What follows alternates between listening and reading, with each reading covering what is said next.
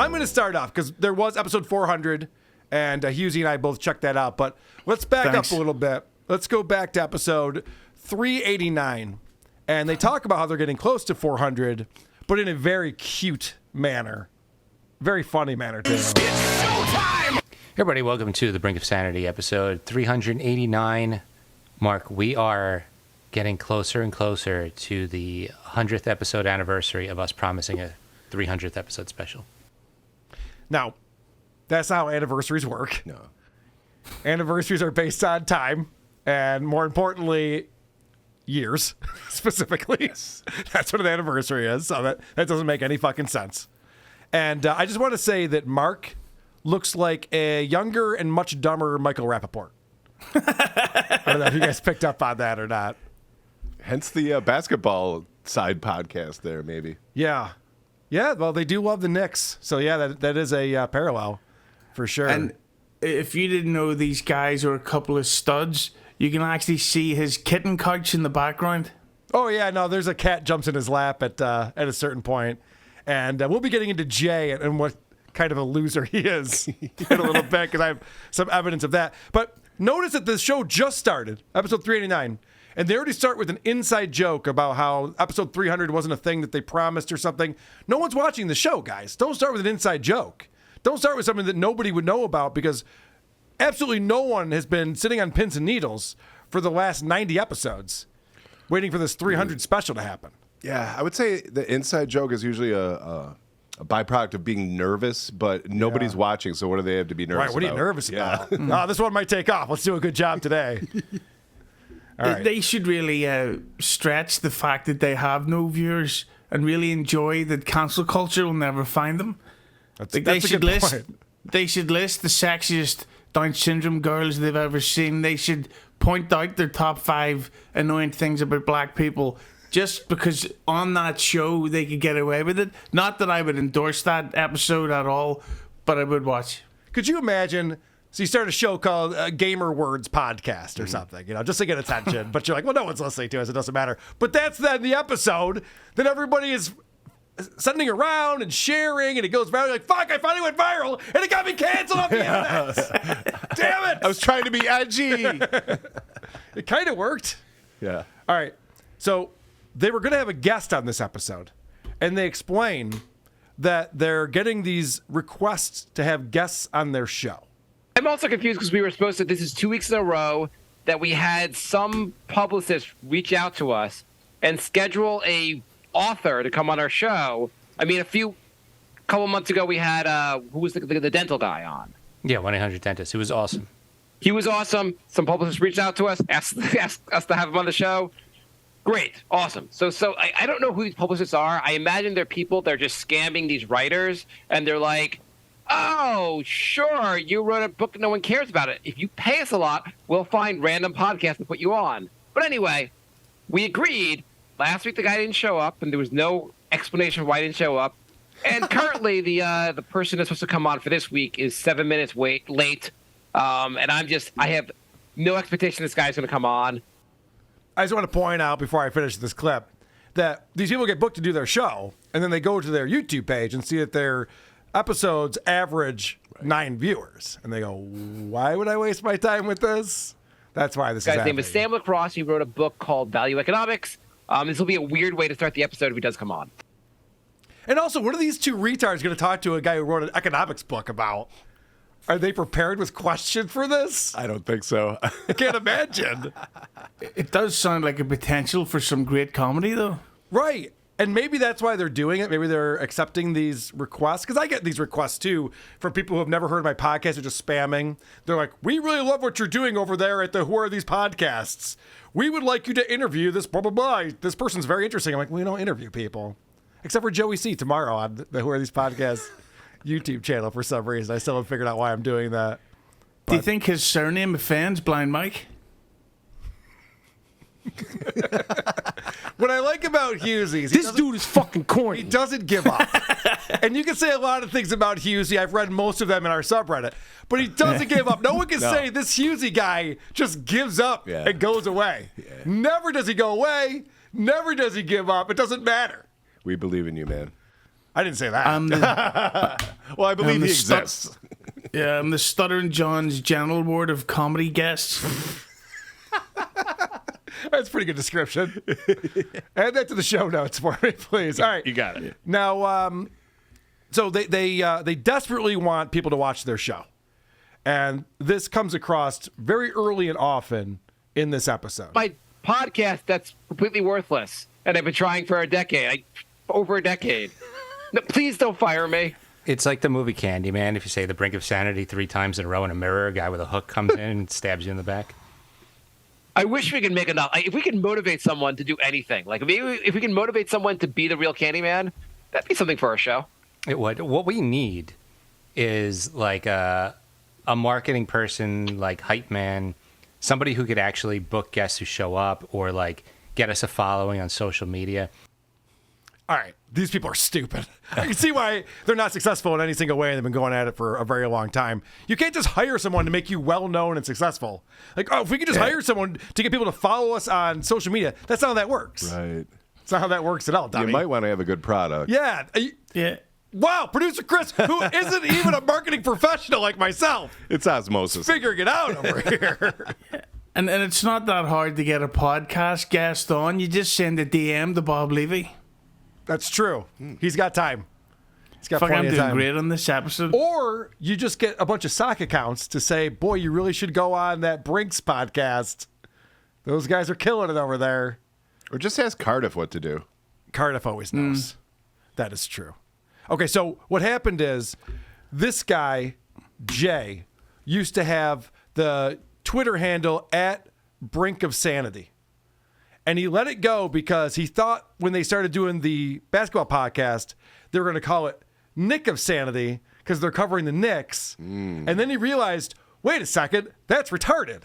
Because it's, what are we going to do? A basketball comedy show? Like, you got to pick one or the other. It's not, you can't be both. It doesn't make any sense. But then by the time he realized that, someone else had taken his Brink of Sanity handle. So now he has Brink of Sanity 3 or something like that. And he explains that he's trying to get that handle back from Twitter. I've sent them links to the website. I've showed them like our podcast logo, and they say that's not enough. We're not like legit enough to take this precious account that tweeted 5 times in 2010. Yeah, so the account that he wants to take has not tweeted in 12 years. And even then, Elon Musk is like, yeah, but I mean, we want to give it to someone who's legit. Yeah. This is not a show. He's not even showing them our logo. They don't give a fuck about your logo, dude. It's not impressive in any single way. What does the tagline "Enter the Negaverse" mean? Enter the whativerse? Is that what? Because it's a negative atmosphere here. Yeah, these guys are so toxic. Yeah, watch out. The Negaverse, everybody. Maybe it's because their wives neg them all the time. That's probably what it is. Wives. Who am I talking about? All right. Kittens. So this guy is going to explain to us that he's not getting a lot of traction on Twitter. But or anywhere. It's not from a lack of trying.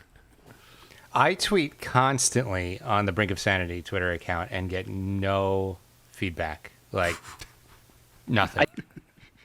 Well, geez. Well, keep doing that. And it'll work one of these Maybe times. tomorrow's your lucky day. Yeah, right. Just keep doing that then. That's fine. Oh, boy. All I do is tell off my boss every new job I get, and I'm always unemployed. I can't figure out what's going on. What's the problem here? He should join forces with Patty Pukewater. Yes. They had a similar conversation like this on the episode that I watched. So if this is a running theme that nobody watches this show, that nobody watches the show, and that's what they keep talking about, I'm going to have to start watching this. Yeah, I know. Think about that. You've been doing a show with your buddy for 15 years. It's just not working in any single way. Yeah. How could you ignore that? That's the elephant in the room right there. It's like staring at each other going, well, we're on another Zoom call together. What the fuck are we doing? Yeah. And that's the topic every time? Yeah, I guess. I don't know. So what are you up to? So now we get into, apparently Mark received a note from Twitter, and it's one of these notes that every Twitter user receives, where it just says, hey, we'd appreciate it if you added descriptions when you post an image, because that will help out the visually impaired people who use our website. Now, as you guys know, I happen to know one of these visually impaired people who uses Twitter quite a bit. But this guy is going to turn this into comedy gold, this note that he received. Really, are there a lot of people that enjoy Twitter this way who are vision impaired? I wouldn't think so. So vision impaired people are not allowed to use Twitter for some reason. All right, fair enough. I think he fell for a troll there. I doubt that's real. But vision impaired people, of course, get offended by the surname of Joey C. Because the C could be the word. There you go. Because Joey C, I don't know if you know this, that's like an initial. Yeah. And Yeah, it sounds like a guy who's bragging. Sight. Yeah, he's not shoving it in Mike Geary's face, I don't think. I mean, I'll find out tomorrow when I talk to him. We'll find out what's really going on. Now, so Mark just explained he got this note. He's got a hilarious take on this. And he takes an angle that none of us would have come up with. He really figures out the funny in this one. But wouldn't it be funny if you're like the Twitter's like bothering you? I saw you put a stinky pussy picture. Could you describe the pussy picture next to it? I hope all Twitter goes overboard with this. And anytime you see someone like a porn star post like a nude picture, she describes what's in the picture. I mean, this wouldn't be difficult, right? You just use adjectives and verbs like sloppy, penetrated, dripping. This seems like it'd be pretty easy to do. Incestual. Right. Those types of terms. Funny stuff, though, guy. That's really funny. Like, yeah, so you got to describe the picture, but what if you put a picture of a vagina? Right? Yeah. Yeah, it's pretty good. What's that? Good thinking, buddy. So the guy in the Reds thinking a sloppy what? What's that now? So here is proof that these guys, unbeknownst to me, are fans of our show. And this is very cool. I mean, we're a pretty big show, but still, I always appreciate when I hear stuff like this. Jay. Yeah. I heard about this on another show, but I wanted to ask you. And this is related to what we're talking about. Do you think when girls squirt, is it squirting or peeing? I know where he heard that. I know what he's listening to. That's all we talk about over here. Yeah. The squirt versus pee debates. I love this show now. I've completely changed my mind. What the fuck? Why would you ask this guy of all stuff? That's like me asking producer Chris. What's your hot take on this? Yeah, it's like, Chris, tell me about the struggles of being a black man in America. That's equivalent to asking this guy about cunts. Hughezy, what's it like being sober? So, which of the 12 steps was your favorite? Okay, so let's fast forward to episode 400, because this is the one that you watched, Hughezy. You're going to understand what's going on in this one. They have this guy, his name is Brain, a.k.a. Brian, a.k.a. Bry. So now we have a third host on the show for their big 400th spectacular. Big deal, episode 400. Check out the way they start off this episode. This is a comedy show. This is how they start off their episode. Who's grooming who? I don't know. When they call everyone a groomer, or they're grooming, I'm like, what are they... I know it in the context of like brushing my hair, but I don't know in the context of like. I think it's basically you are like weakening a child's defenses. You're sort of like messing with their minds, like weakening their defenses so that they can be easily susceptible to become gay or trans or something. Or whatever you're grooming them it's not for. molesting, it's just making them gay. Or It's whatever you're grooming them grooming to for. be gay or trans or like. I think. Isn't it? I don't know. Get confident, stupid. What the fuck is he talking about? He's asking someone to finish it that answer for him. Yeah.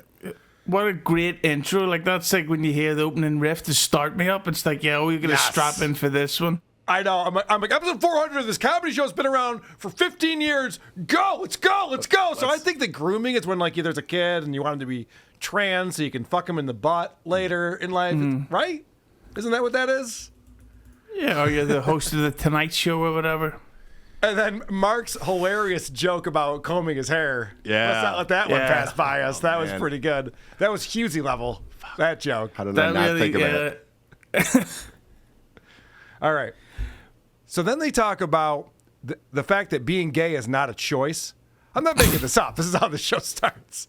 They're talking about whether or not being gay is a choice. And this guy, Bry, is going to prove that it is not a choice, that you're born that way, with the dumbest proof I've ever seen or heard in my life.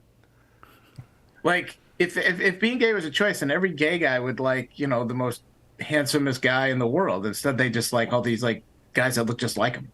Or like lesbians, like, you know, they would all like the hottest girl in the world. Instead, they like, you know, somebody with hair shorter than mine. Well, that's retarded. What in the fuck did he just say? Yeah. He goes, all right, this is what he said. If being gay was a choice, gay guys would be attracted to attractive men. Okay. But they are. The part that he's missing here is that gay guys are attracted to attractive men. I mean, gay guys aren't going around and just going like, I just want to fuck it too. That's all I'm looking for out of life because I was born this way, baby. Yeah, and that guy just kind of admitted to having gay tendencies because he knows what a sexy man looks like. Producer Chris. That's a very good point. Speaking of grooming, look at this guy's hair. That's a very good point that you made, Hughezy, because he's making this leap that like gay guys, they're not even attracted, and lesbians, they're not even attracted to beautiful women. It's like, no, they most certainly are. But people only have so many options in life. Yeah. Right? I think that's what it comes down to is the options that you get. And also, do gay people settle more often than straight people? Maybe. I don't know. Seems like they get laid pretty often. I don't know what that's about. They're doing something right. Are we homophobic in Stuttering John's eyes right now? That Gaylord? I don't care. I don't care what that Gaylord The recording's off. All right. Yeah, right. So this is great because finally it's like the one guy, Mark, has some instincts here and goes, well, we got to transition off of this subject. You know, we started our show talking about That's a good joke. grooming and pedophilia. It's like, I don't know if this is the right way to start things up, but what he transitions into is not much better. Can we move away from pedophilia? let's- Even I have to say this. Let's move on. Yeah. Good opener. So though. Good I opener, had Mark. a colonoscopy this morning. Great. That's exciting. All right. Yes, This guy's hilarious. let's stop talking about QAnon and start about your colonoscopy. All right, fine. You're one of the biggest hacks I know. All right. So he goes on to tell the story of what it's like to prepare for a colonoscopy. This is old guy talk. This is the conversation you've had with every guy who's ever had a colonoscopy. And you're like, no, I know. Yeah. No, I'm aware of that. So he's talking about the fact that you have to drink this thing that clears you out, and then it gives you diarrhea. It's like none of this is shocking in any way. So like I did it at 4:00, and you're like for like 20 minutes you're like, this is not like so I wonder when it's gonna kick in. Then you're like, okay, I gotta go to the bathroom. You don't have to like run, but you have to go to the bathroom. Mm-hmm. And then stuff is just like, and you also have to drink 32 ounces of water after you drink the formula. So you have to have water running through you. And so you go to the bathroom. You're like things are just kind of dropping out of you. It's weird. At least for me, I felt like I was pissing out my butt. Mm-hmm. You guys will piss out of your butt soon when you guys do this, but Not soon for you me. do this. These guys Sounds are just gay. They're just staring at him. Yeah. One guy should be like, this isn't interesting. Why are you talking about this? We all know that before a colonoscopy, you have to drink liquids and you have diarrhea. I was just thinking to myself, who would like this? Okay, lonely old men. Oh, Opie's audience. Opie's audience, yes. They got to get Tukey and Cardiff on here and then they'll get the crossover effect. Diarrhea. Whoa! Even the Cookie Monster's eyes are confused by this conversation. He's like, what the fuck? What the fuck is going on right now? Okay. Also, I want to point out there's a blue box on the screen. We saw it on the other episode too that we were watching. I think that's where the active chat is supposed to be, and it's been empty this entire time. Yeah, how embarrassing is that? Like, don't bring the blue box in until there's actually someone chatting. Yeah, put some artwork up. Yeah, right. Jesus. That's really bad. So, Stay tuned. okay. And I don't mean the stereotype, but the lighting wise, for this guy's religion, he shouldn't have a light that illuminates his nose because it's red. It is red, and it is almost hitting producer Chris in the cheek right now. It's a big old nose. I think they call it a schnoz. I believe so. All right, so now Jay has to say, okay, let's stop talking about colonoscopy talk. And I think Mark's embarrassed because no one was just like hopping on along with him to talk about this stuff. But fortunately for him, he sticks to the landing. When you transition off of a subject, you got to make sure you have a kicker in there. That much coming out at this point, but then like at midnight, you got to do it again and do the whole thing again, which really sucks. Because then you try to go to bed and you're like, I basically was up to like 2:30, basically going back and forth. Awesome. That sounds great. And then I had to be there at like 8:30 this morning. So not a wonderful feeling. Let's lighten up the mood a little bit. Not terrible, but not off. Anyway, so every week we're going to give someone a different story about someone's colonoscopy. It's going to be wonderful. See what he did there? Yeah. He goes, guys, I mean, I know that was really boring and stupid, so now I'm going to make a joke about how boring and stupid it was to make it seem like I did that on purpose. This Brian guy in the upper left-hand corner, I want to point out, these guys are all in their mid-40s, it seems like, because they talk about being in their mid-40s quite a bit. This Brian guy, for some reason, talks about how his dad sold their RV, and that's affecting his vacation for some reason. I don't understand this. Well, unfortunately, my dad sold the RV right before COVID. Wow, that story. Oh well. How long did he have it for? We had it maybe 3 years. Holy crap! Did you go on any road trips? We went on like 4 road trips. Where'd you go? Maybe. Oh, God.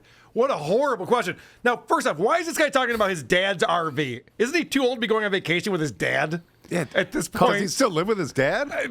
Maybe, because he said we after that. Because my dad sold the RV. We only had it. What? And at least, but this conversation got so interesting that the chat just started to activate. Yeah, I did see that. This. All right. So now we're talking. All right, so the fucking question that Mark asked, this dummy, oh, yeah? Where did you guys go with your RV? Tell us about your vacations. And this guy's answer is so fucking boring. This guy should not be on a podcast. Someone needs to interrupt him. Someone needs to just kick him off the stream in the middle of this. We went to Niagara Falls. We went to Maine. We went to Hershey Park. And we went to... fucking well, cares? we didn't camp we went to Bethel, New York, because we went to a couple of concerts at Bethel Woods up there where Woodstock was, and we stayed at a campground near there. But we went there, I think, twice. Even he's falling asleep during this. And can I just tell you, the follow-up to that is, where in Maine did you go? Jesus, you see this isn't working? This is not working. How was the weather? Yeah, someone else talk now. 400 episodes. He went with his dad to Hershey Park. Jesus Christ. Holy shit. That's terrible. Okay. Can we get back to the pedophilia talk? So now we know that Brian is a loser, okay? Ooh. I think we've made that very clear. Compared to the other guys? Let's find out what Jay's up to. Because we find out that Jay... Jay, save us, please. Jay really wants to play Dance Dance Revolution. It's like his favorite game. And that's how he gets most of his exercise. So...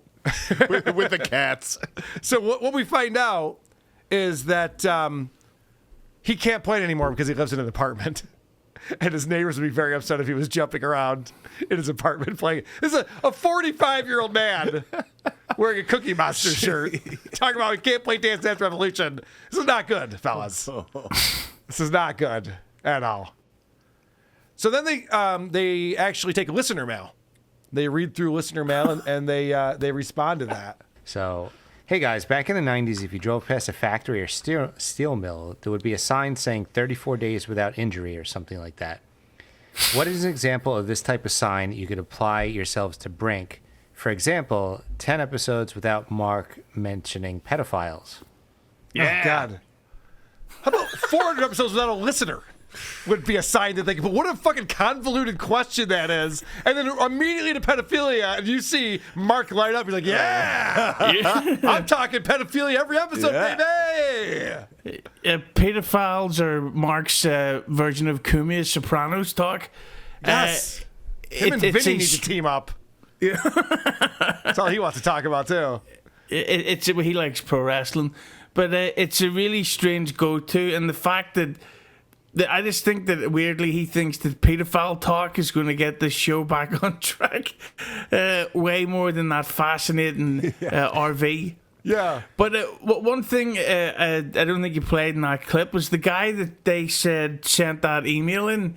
He's literally their one emailer. Yes, because they got a bunch of notes just from that one guy. Yeah, and I think they go on to read maybe 7 more emails from this single listener. Who's also the only person in that chat. That's the same guy. Oh, no. All right, let's pick you. You, sir. I'm going to pick a co-host in the studio at random. Producer Chris. Hey, I won. Yeah. Okay, and then they get into this conversation. So there, you can see that our boy Mark is a Jets fan here. Mm-hmm. I think they live in New Jersey. So they're going to get into this conversation. This has never been talked about before. The fact that there's 3 New York teams, but only one of them is actually in the state of New York. Oh, wow. Yeah, this is some dynamite stuff right here. It's so funny. There's 3 football teams. One plays in New York, and that's the only one New Yorkers ignore. Yeah. Yeah, I mean, but who gives a crap about the Bills? You know what? All right, who gives a crap about the Bills? Keep that in mind as you listen to the rest of this, because he kind of shits on his own point here. I bought tickets last year to see the Jets play the Bills, and they were actually like extra expensive. And I found out the Bills fans travel to the most away games of any team. Who gives a fuck about the Bills? Did you know that they have more fans than anyone else? Did you know that their fans go to more games than any other NFL team? Who gives a fuck about these guys? Oh, I guess sounds like a lot of people. A couple do, people out there, yeah. Kind of shit on your own point there, if you ask me. But okay. Do you know how many pedophiles go see the Bills? He probably They drive knows. their own RVs. Well, let's see. I'm going to a game against the Dolphins. I'll count if you want. I'll count them. I'll let you know. Have you ever heard a pedophile say Gagia? All right, so we get into a topic here that nobody wants to talk about. I don't know why they thought this would be an engaging topic. I guess they were talking about it before the show. And then he brings it up, and he just has the most blank of blank stares looking back at him with this question that I don't know why you'd bring this up. I asked this question before the show. Female comedians. What's the Mount Rushmore of female comedians? Look at the response. All right, pause it real quick. Let me play that again. The Mount Rushmore of female comedians, they're just like, the what of what? Yeah. It doesn't even make sense, sir. What are you talking about? How long did your colonoscopy take? Let's get back to colonoscopy talk. Yeah, you can't say the word female around these kind of guys. They get nervous. They tense right Define up. female. The ones with the long hair. Yeah. Why is there one here? Oh, okay. Who is what's the Mount Rushmore of female comedians? But you didn't say Mount Rushmore. Okay, who's the best female comedian? Yeah, let's start there. Yeah. The top one. Look at them. And I They're don't mean both like funny, like I do other things like actual stand-up comedy. Okay. You guys are both big stand-up comedian fans, so. Yeah, they're like stand-up comedians. That's why they're dumbfounded by this question. Like, When I watched this episode last night, I actually had to pause it and think. It's like, think of one. yeah. Gilbert Godfrey, I don't know, you know. So the one guy says Joan Rivers, which good answer. Yeah. I agree with that. You got to go back, a half a century to find one, but that's okay. It's something. And then the guy who asked the question, Mark, he's got his own example, which this is a weird name to pull out for the Mount Rushmore of female stand-up comics. So I'm going to say, do you guys know Kathleen Madigan? Yeah, I know who she is. No. She's one of like the That funniest sounds ones so out there. sad. Yeah, I know. Yeah. Yeah, she blocked me on Twitter. It sounds familiar. No, I've actually seen Kathleen Madigan. She is very funny. She's on no list of funniest female comics ever. This guy's like, who's the Mount Rushmore? He's like, Kathleen Madigan's an example. What? Okay. Kicking ass. Good stuff, guys. And I love that they had pre-prepared this conversation. And then one guy's like, oh, yeah, I've heard of her. I guess she's okay. And the other guy's like, I don't know what that is. So now Mark is going to defend his answer here by telling us one of her bits. Oh. Yeah. So now we can get to understand why she is one of the goats of female comedy. I know Lynn one Coplitz. bit about when Hillary was running for president. She was talking about talking to her dad about it, and I think she got a lot of experience. And the dad was like, yeah, but he's like, what experience? She was just married to the president. He's like, okay, let me call the plumber's wife to see if she can fix her toilet. She told it better, obviously. I like Lynn Coplitz. I don't think I know her. Who? Jesus Christ. Explaining it does not make it any funnier. Listen, I would make fun of him for that, but I've done the Joey C joke 7 times in this episode, so I feel his pain. All right, good. I was going to say, trying to save a little bit of face. Yeah. And not goof on him for bombing that bad. But when you're trying to say that you have one of the greatest female comics, and then you can remember one of their bits and it's not very good, not a good sign. And then dummy up here, Jay, throws out a name that no one's heard of. And I didn't even pull this clip. But after that, he goes on to say, he goes, yeah, I think she has like 10 minutes or so, but it's a solid 10 minutes. Like this is the Mount Rushmore of female comics. Yeah. Jesus Christ. All right. Name 5 of your favorite blondes. Go. Right. It's pretty much the same fucking thing as that. All right. So now there's a little bit of controversy that comes in here. Okay. And I'll say, I don't think these guys are all that knowledgeable when it comes to female comics. From what I'm seeing so far, they don't seem to really have a lot to talk about. But there's some big names out there that are on the circuit right now. Okay. There's one that's attractive. I think it's pretty funny. That's probably her. You just have. There's only one that's attractive. That's pretty. All right. Oh. There's one that's attractive. I think it's pretty funny. That's probably her. Amy Schumer. You just haven't seen her. No. Blonde hair. Yeah. She's attractive now. Not Lynn. Okay. She's like a Netflix special. It's pretty funny. She's like very graphic in her comedy. Oh, Nikki Glazer? Yeah, she's pretty funny. She's terrible. Okay. I have very strong opinions about her. Finally, Brian's fucking hot take McGee over here. He's finally got something to say. Nikki Glazer? That bitch? Are you kidding me? Don't get me started. Yeah. All right. So let's find out what Bri has to say about this, because I thought this was kind of funny. And I was like, oh, she's kind of like, I kind of like her. She's, engaging. She sounds like she's intelligent. She's interested in other ideas and stuff like that. Then the more I started listening to her, the more I was like, she's just like such a typical girl. Like she runs and she meditates and she's in rehab and she does this and does that. And I was like, yeah, no, you're kind of not really as interesting as I thought you were. And then I saw one of her comedy specials and I was like, okay. The typical girl runs, meditates, and goes to rehab. I thought number 3 was knitting. Rehab? She's like every other fucking broad, But stays in shape, she goes just to dabbles in rehab. What was that?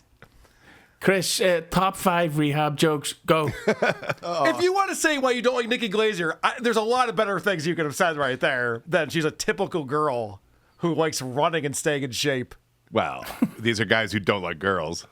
Obviously. Well, girls don't like them. And then, Hughezy, you pulled a clip. Do you want to set this up? Is this the one from 1 hour, 1 minute in? The microwave bit. Yeah. Now, I know we've all been joking about how these guys aren't funny, but you need to strap the fuck in, because you ever see a little thing called Curb Enthusiasm, where they improvise comedy on the spot? Well, you could curb your enthusiasm, because these guys raise the game with a bit on microwaves that can solely be described as good. Jay, are you using the microwave in the middle of the night? How could you tell? I heard the beeping sound. Hit the mute button. Can you not figure out the mute button? No, that was the old microwave. This one is just one volume, loud. A better husband would figure out how to do the mute. Well, You're not a good husband. But it's Energy Star. You have to figure out how to mute this. They all are mutable. Jay, figure it out. What do I look like, a scientist? Watch a goddamn YouTube video and figure out how to mute the microwave. Or stick your head in it. God damn it. I can't believe I married a moron. He doesn't know how locks work. He doesn't know how padlocks work. He can't fix the microwave. every time like he comes home with his wife, she puts the key in the door, and Jay's like, "It's amazing! How did you do that?" He doesn't know that I'm stealing $12 a time every time I fill up my gas tank out of his bank account for premium gas. Wow, your car runs so much better. I guess the premium allows it to go both stop and go. You guys done? You having fun? Jesus I'm done. Christ. I'm never done. What? Yeah. Fucking thing sucks. He definitely has never fucking done that one. Holy I'm actually pining for Opie now. I think Opie's funnier. These guys make Patrick Michael look like he's well thought out. Podcast, WAT.